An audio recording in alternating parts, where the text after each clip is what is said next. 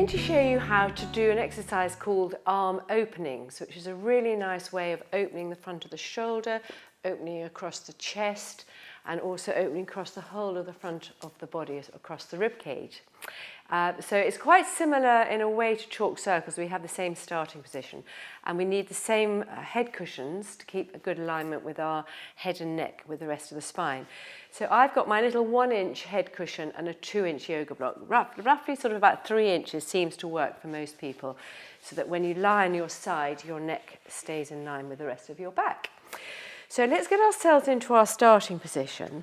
So you're going to be on your side with your legs in what I call the chair position. So you've got your shins parallel to the front of the mat and roughly right angles at the knee and right angles at the hip. And then you come to lie on one side with your underneath arm straight out in front of you. But this shoulder here is not up towards your ear and it's not forward here. So it's got to sort of stay in line with the rest of your back. So you have this arm long and you place this arm on top. Now, if I just drop my head, at the moment, all this cushion is in front of me. I don't want to adjust my head to the front of the cushion, so I just lift my head and push all the cushion so it's behind me. And I'm literally right at the front edge of my cushion here. So I want a nice long body. I don't want to be completely collapsed. So this hip is lengthening away from me in this direction, and I'm keeping a long spine at the front and a long spine at the back. So with your hands together, I'll go into the breathing shortly, but just I want you to focus on where you're moving from. So initially, you just bring your upper arm above your shoulder. Now you can follow this movement with your head, but what you're not doing at this point is starting to rotate back. So if I start that again, you're just bringing the arm up, and you can follow that movement with your head if you wish. So that was an arm-only movement, and now it's a body movement, and my arm stays in line with my shoulder joint as I open out across to my front of my body and looking towards my back arm, so I get that movement in my neck. Now my knees have stayed together, they haven't started to fall apart. So keep the knees stacked, but this top hip can lengthen away from that top knee. And that is when you get this nice opening across the front of the rib cage.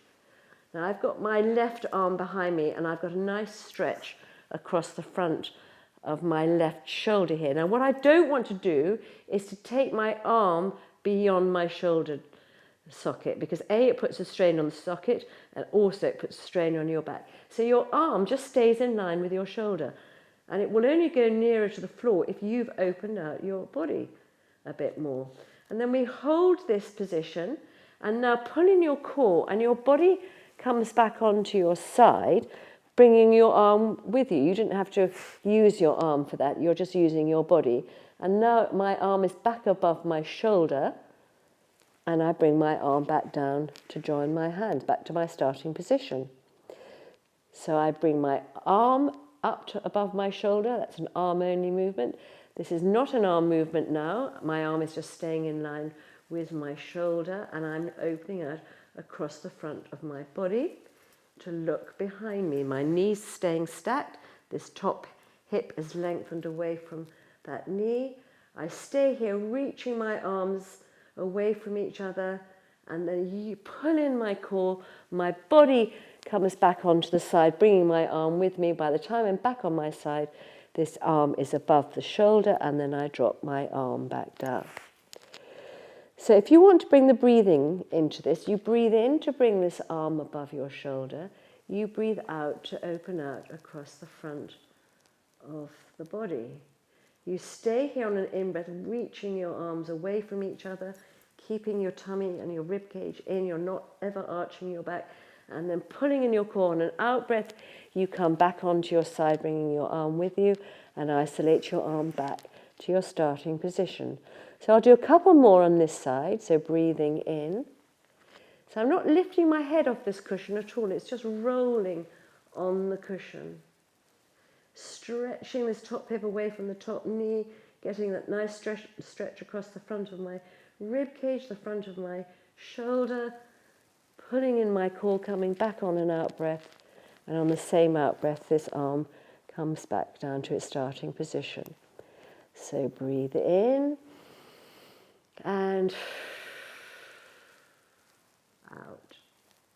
And each time I'm managing to open out a little bit more, so I'm almost opening away from my top knee, holding it down on an in-breath, coming back on an out-breath, engaging the core, and the arm comes back down. Let's do one more on this side, actually.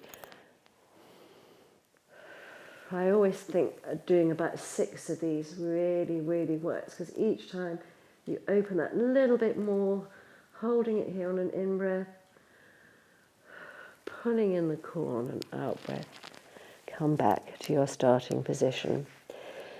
So this is a nice exercise to do straight after this would be the chalk circles, which is another tutorial. So they work really well together. Shall we come up and let's do the other side? So I'll stay facing you. So it's always worth taking the time to get set up properly. So I'm on my other side now. My legs, shins are parallel to the front of the mat. My legs are in this chair position. I'm lying on my side with this underneath shoulder away from the ear and back in line with my back, my arms together. Drop my head and then I move all the cushion so it's all behind my head. So a nice long body, this top hip lengthened away, we're not collapsed here. So keep this nice long body, keep the knees stacked, keep the ankles stacked, and then we'll start on this side. And remember, each side is different depending on what's going on with your shoulder, what might be going on with your back. So don't just do this as almost like a separate exercise. So we start with just our arm coming above our shoulder socket, our shoulder.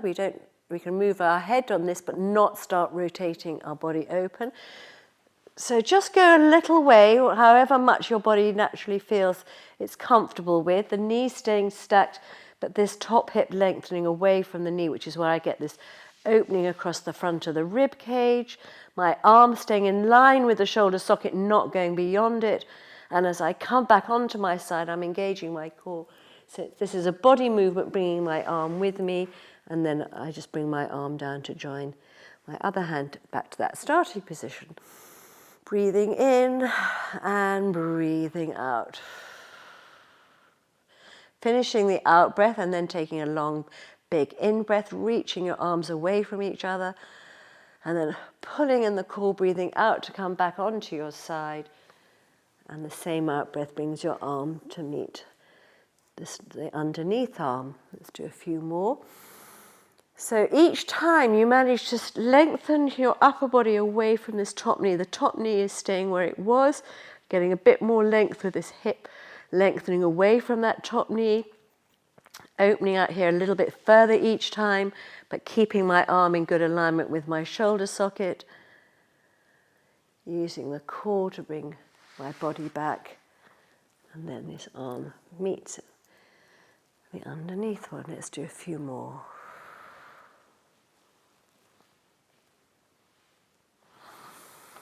In breath to hold it. Coming back on the out breath. So it gives you a nice gentle stretch across the front of the chest here.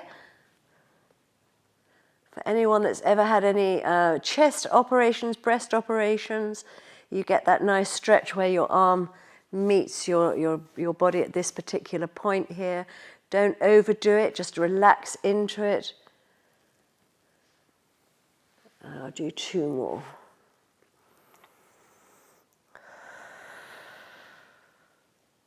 And each time I'm opening out here, going a little bit further back towards the floor, but keeping my knees where they were. And then last one coming up, isolating the arm. So I haven't started rotating or rolling back at this point. It's only now that I start rolling and rotating back. Don't arch the back, don't stick out the rib cage. And then coming back onto your side using your body brings your arm with it. And then you isolate your arm back to your starting position. So those are called the arm openings, and they work really well with the chalk circles. It's really important to have good alignment with your neck, so you don't want to have your neck falling down when you're on your side. And I hope you get a really nice stretch and a nice gentle opening across the front of the body. It's a lovely gentle exercise. Thank you.